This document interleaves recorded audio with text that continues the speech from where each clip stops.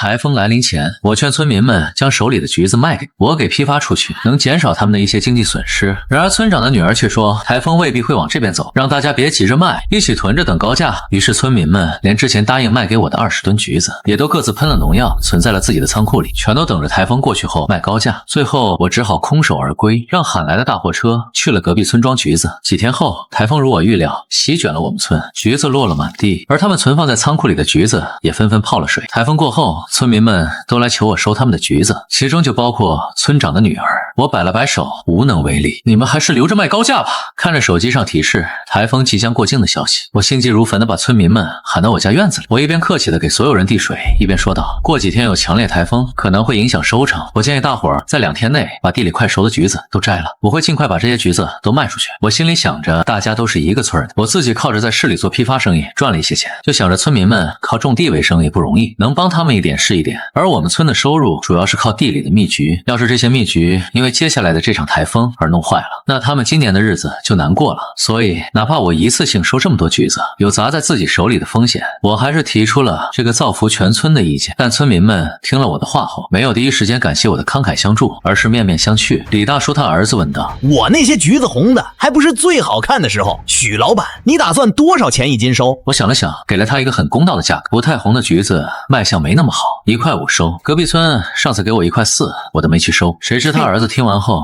直接呸了一口：那就亏了，我们家的橘子不能提前摘，谁知道台风来不来，我们家要留着卖高价，低于1块8，我们绝不摘果。李大叔想着果园里的10吨橘子，虽然相差几毛钱，但量大，价格隔得还挺远，也同意了他儿子的说法。你让别人卖你吧，我们家不摘。有了李大叔带头，其他村民也纷纷说让我别操心台风了，他们还打算留一部分不太红的以后卖高价，只同意把之前说好熟了的那些橘子卖给我。好言难劝该死的鬼，他们既然不相信台风会来，就随便他们吧。然而村长女儿王淑芬的一句话直接让我怒了，她说：我打听过了，我们村的橘子在市里的水果店能卖5块多一斤，你们确定要把橘子都卖给这个奸商吗？村民们闻言一个个瞪圆了眼睛，其中李大叔的儿子最先开口：什么能卖5块多？他只给我们1块8，奸商啊！其他村民也跟着骂起我来，难怪让我们把橘子都卖给他，什么台风来了，我看是借口吧，是他低价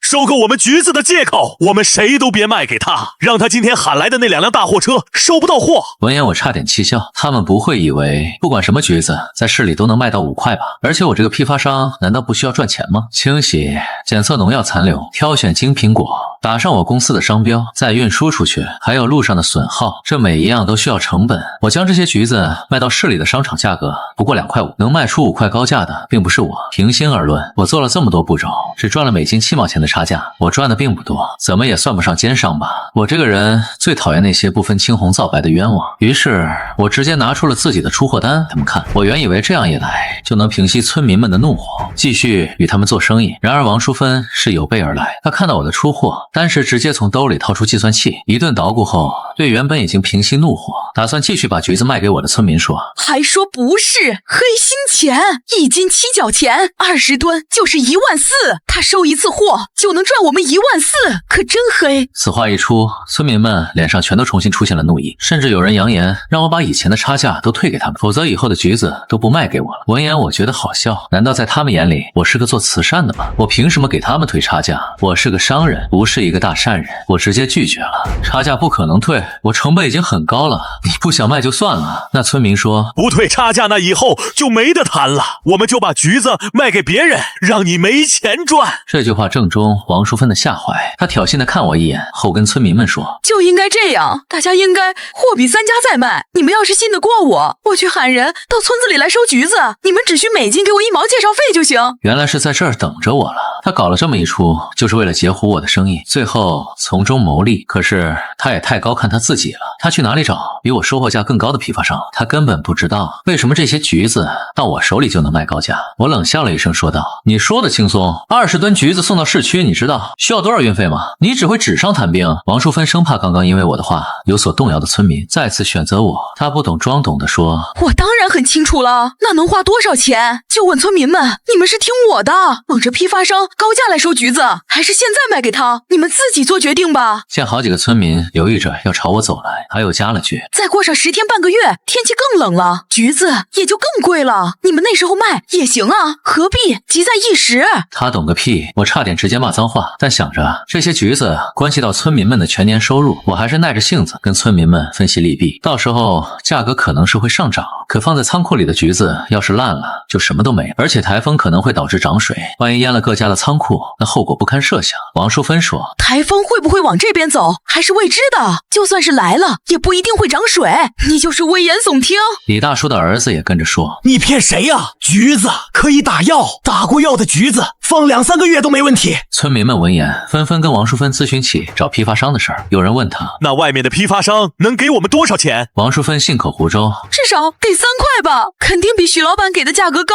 村民们一听能给3块，那可是翻倍的价格，全都因为王淑芬他爸是村长而信了王淑芬的话，一个个的将他团团围住。这个说今天去我家摘，那个说原本卖给我的5吨已经摘好了，就等着他带批发商去家里看货了。村民们完全忘了，他们原本答应今天给我送来20吨橘子的事儿，或许不是忘，只是单纯的因为贪婪而变卦了。而我并不生气，冷眼瞧着他们一起作死。那打了药进了仓库的橘子和新鲜无公害的橘子能卖一个价吗？还3块，批发商又不是傻子，能给他1块钱都算我输。村民们簇拥着王淑芬溜须拍马的离开了，将我独自晾在了一旁。这时我的员工小周一脸踌躇的过来问我，老板，因为之前我们没有和村民们签下书面协议，现在他们都跑了，那等在村口的2台大货车该怎么办？总不能让大车原路返回市区吧，那也太亏了。闻言我说道，先让大车回去，他们不卖，有的是人想卖，我们去隔壁杨家村看看，就算现在马上和隔壁村的村民谈妥收购意向，马上摘也来不及装车了。再说的做过农药检测的橘子我才能放心装，今天肯定是来不及了，只能让这2辆货车怎么来的怎么原路返回。这一下损失了我将近3000块钱。安排好那2辆货车原路返回后，我们一行人出发去了隔壁杨家村。其实不只是杨家村，自从我们村的村民种橘子发家致富后，附近几个村子这几年都在种橘子，品种都是一样的，味道也差不多。不只是杨家村，李家村、泥沟村都有大量丰收的橘子，早就供过于求了。所以在村民们突然不肯卖给我橘子这件事上，我还真不怎么在意。往年想着村里的都是我的亲戚朋友，所以就没到外村去收橘子，先帮自家村子把橘子给卖了。但既然他们不领情，那我自然也可以和其他村子做生意，没有人情往来，做起生意反而更好砍价。事实证明，我这种想法是对的。当我来到杨家村，杨家村的村长大老远看到我，立刻笑脸相迎。许老板，你怎么到我们村来了？你能不能也收一些我们村的橘子？好多都熟了。我眼前一亮，说道：“我就是来收橘子的。你们村还有多少橘子要卖？”村长也眼前一亮，那就太好了，还有上百吨要卖，你买的多，还能给你便宜。然后村长打电话叫来了好几个果农，热情的陪着我去看他们的橘子园。果农说，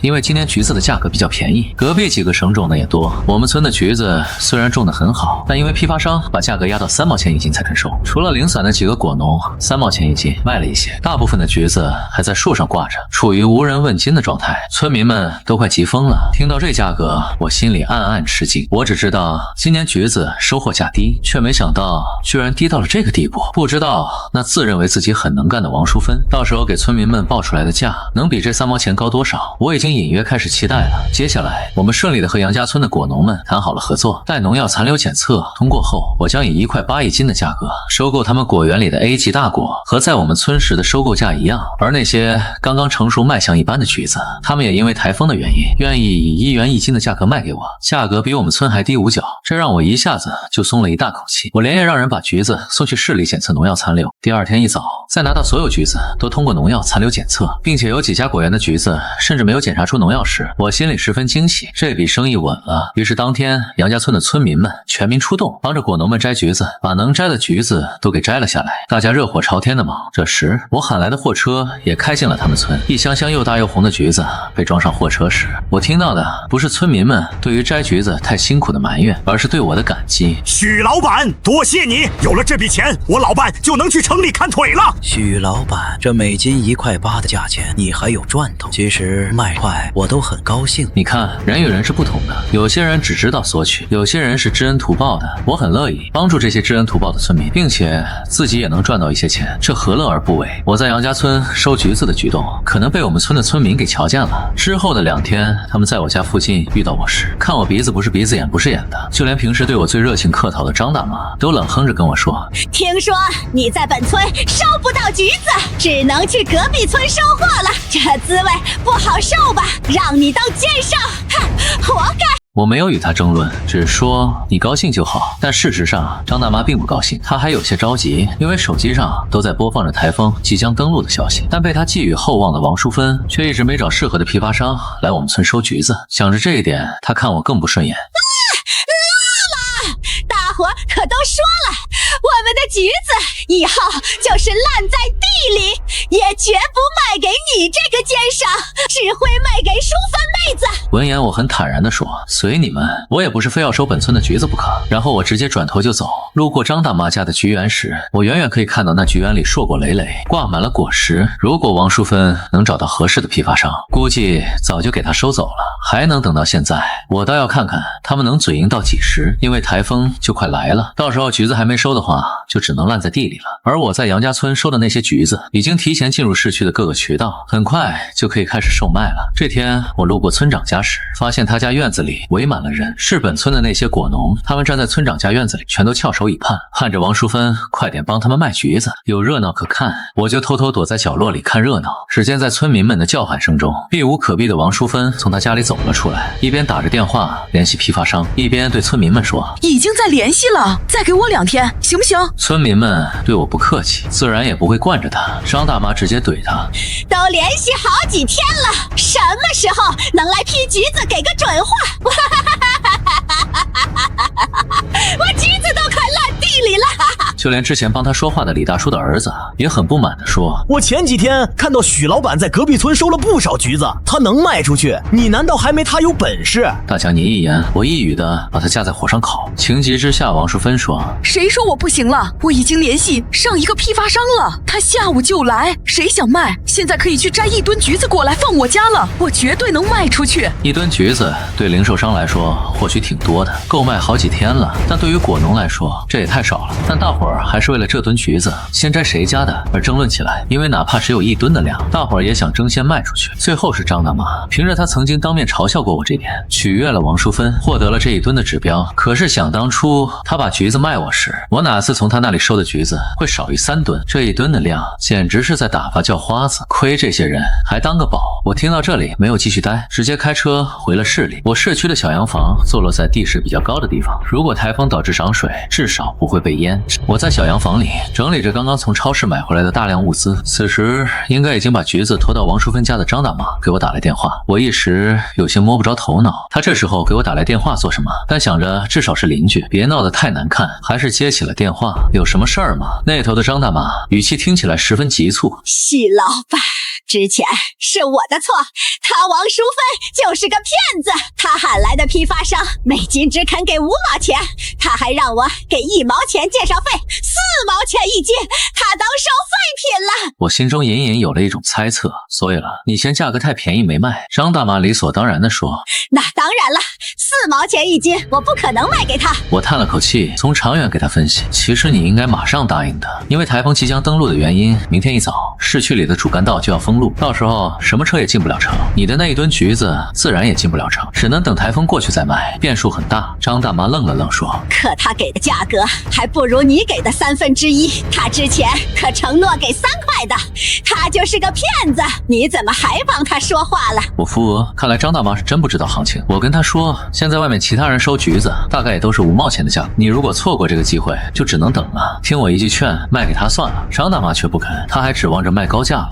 不行，我不想卖给他，哈哈，我卖给你行吗？1块钱1斤，我主动降价8毛，你看行吗？现在想起我了，晚了。我耐着性子跟她说，抱歉，我现在收不了。一个是台风即将来临，我供货的各大渠道已经暂停收货了，因为从明天上午起，各大商超、水果店都要开始放台风假，他们不可能任由水果放在店里坏掉。二是我现在临时也没办法调动货车，冒着封城后滞留在郊区的风险去给你收，区1吨货，而且我市区的工厂也已经放假了，没法洗橘子和做监测贴标签，所以我没有办法帮到你。你如果不想卖给供货商，最好的办法是现在马上拖去镇上售卖。说完我不再跟他废话，说了句再忙后就挂掉了电话。那一吨橘子的最终命运如何，就看他的选择了。我能给的建议都给了。2个小时后，张大妈把她在镇上顶着寒风卖橘子的照片发在了村里的微信群里，然后把前因后果一说，群里顿时炸了锅。谁都没想到王淑芬喊来的批发商给的价格居然如此低廉，一个个都对她失望至极。5毛1斤还要收我介绍费，他想钱想疯了吧？他当初是怎么好意说多少货都能吃得下的，连1吨都卖不出去？王淑芬，你给我出来，给村民们一个解释。而此刻的王淑芬早就躲在家里装鹌鹑不出声了，因为她现在接触水果批发生意后才发现，这里门道可多了，并不是转手一倒卖那么简单。我能卖2块5，那是我的本事。而他出去出人出力，好不容易找回来的批发商，每一个都是压价的好手，他们恨不得以1毛1斤的价格收购那些橘子，根本不给果农留活路。连5毛钱1斤，这一家还是他费了许多力气才找到的。他越是躲着不说话，村民们就越心急，尤其是在寒风中卖橘子的张大娘。以前他把橘子卖给我时，何时受过这种零售时一点一点去卖的苦？镇上那些人买橘子时，不但要尝，有些人还小偷小摸，买1斤偷几个塞口袋里也是有的。还有那种不停跟他压价，让他丢掉零头的客人。一个下午下来，橘子是卖完了，但他一算账，发现他在镇上卖出的价格虽然是2元1斤，但除去损耗也就1块5一斤的样子，还不如当初直接卖给我的价格。他此刻在心里恨透了王淑芬。回家的路上，他直接就在群里开骂了：王淑芬，要不是你多事，我的橘子早就全卖给许老板了。我用得着吹1下午的寒风才卖1吨橘子吗？你就是个祸害。其他果农在听他说完现在零售的行情后，纷纷也跟着着急起来。他们开始纷纷给我打来电话，想让我同意收下他们手中的橘子，但因为不想一个一个的应付，我早就给手机开了飞行模式，确保他们的电话都打不进来。在群里冷眼旁观着他们十分着急却无可奈何的样子时，我的心里有些畅快的同时，又觉得这王淑芬自己没本事，却硬要揽着瓷器活，她以后在村里可能没有好日子过了。第2天清晨，窗外狂风暴雨，而我坐在客厅里吃着丰盛的早餐。我手上的橘子都卖完了，仓库也清空了，工人也都喊他们各自放假回家了。我现在一身轻，村民们可就不一样了，他们应该十分着急，因为地里的橘子是不可能经得起台风，正面摧残。我想现在村里的橘园只怕已经因为台风的洗礼而惨不忍睹了。台风过后的泡水橘子是不可能上市销售的，那品相太难看，卖不掉的。所以现在还没摘下来的那些橘子，注定只能烂在地里了。事实上跟我想的差不多，不少村民因为挂心自己的橘园，顶着台风天出了门去查看，然后他们把拍到的照片传到了村微信群里。照片上不少橘子树都被台风拦腰折断，橘子落得满地都是，不少还泡在泥浆里，看着十分可惜。要知道，如果他们肯早一点摘下来卖给我的话，现在都该在家里舒心的数钱了。群里不少人都在为之惋惜，他们十分后悔没有听我的劝，把橘子都给提前卖了，但现在已经为时已晚。更让他们抓狂的是，到了晚上，台风带来的暴雨导致了村里水位上涨，河水倒灌，许多村民存放橘子的仓库都被洪水给淹了，损失更大了，无数人心态都崩了。等洪水退去后，他们第一件事不是重建家园，而是去找王淑芬算账。你赔我的血汗钱，赔我橘子，要不是你说台风不会来，我们早就把橘子都给卖了，赔钱，仓库也全泡了，老人家怎么活？村民们涌入王淑芬家院子，对着那大铁门一阵敲，但王淑芬根本不开门，还假装自己不在家。面对暴怒的村民们，他后知后觉的怕他们冲动之下会伤害自己，但装死是没有用的。村民们见他不吭声，直接抄起锄头把他家的门窗都给砸了个稀巴烂。装死是吧？村民们从砸坏的门里冲了进去，看到坐在沙发上正在玩手机游戏的王淑芬时，顿时怒不可遏。我就是不知道该怎么办了，你们出去啊！你们这是擅闯民宅！王淑芬被村民们吓得哼哼唧唧的哭了起来，双手都开始发抖了。你不知道该怎么办？你不是说台风后价更高的吗？你不是信誓旦旦保证帮我们把橘子卖到3元1斤吗？我那是胡说的，我根本不知道收购价，我以为可以卖到3元了，谁知道他们最高也只出到5毛，还不愿意来。王淑芬缩了缩脖子，越说越小声。什么胡说的？那我们现在该怎么办？众人顿时神情都变得沮丧起来。他们中最大面积的果农这次损失超过15万。要不你们把那些泡水橘子拖去果汁厂吧，那应该收。王淑芬又开始出馊主意了。村民们，你看看我看看你，觉得目前也只能这么办。晚了。结果他们派人去果汁厂边上一打听，那果汁厂外排队的小货车都2里长了，泡橘子3毛1斤，泡水的才1毛1斤，这价格听得所有人都为之心凉。他们一合计，觉得还是我以前给的价格最公道，又一起跑到我家门前来堵我。你看我们那些橘子。不等他们说完，我直接开口打断道：你们都知道我不收品相差的橘子，而且我已经和杨家村还有附近的葛家村都签了5年的书面合同，他们会按1元1斤的价格持续为我提供每年200吨的橘子。我暂时不收其他橘子了。我摆了摆手，没有把话说死，因为来日好相见，但也绝不给他们希望。什么1元1斤？是的，比你们给的价格便宜，质量也好，而且不会骂我是黑心肝的奸商，也不会突然反悔。说完，我不再理会他们各自十分难看的脸色，直接关上了门。至于5年后，我也不可能收他们的橘子，因为我已经物色好了一大块地方。明年开春，我会挑选最新品种的优质橘树苗，种出自己的果园。那么5年后，就算杨家村的果农也跟他们一样坐地起价，我也不用怕了。与其期待别人，不如依靠自己。我有资金，有人脉，什么样的专家都能请来，不愁种不出